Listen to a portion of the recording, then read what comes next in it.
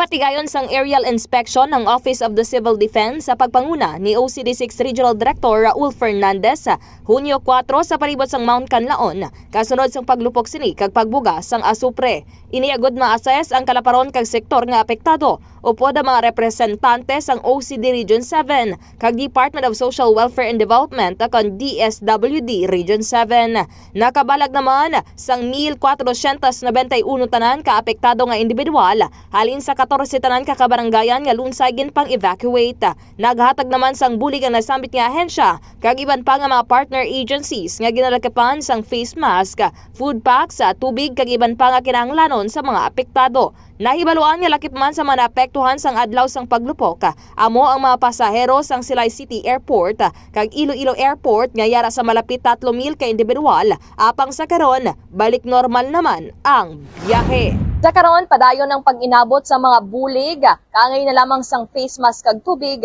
halin sa central offices ang nagkalain-lain nga ahensya. Kag sa karon nagakahangawa sa gihapon ang mga apektado nga individual.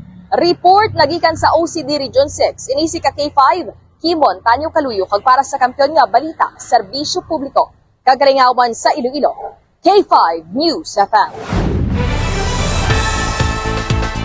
Ang ining nga balita ang ginadulong sa inyo sang DTX Coffee Mix. Himo sa natural nga sangkap pareho sang amarkuso, chia seeds, sugared cane extract powder. DTX Coffee Mix. Nakakapi ka na, naka-detox ka pa. DTX Coffee Mix. Mabakal sa mga butika.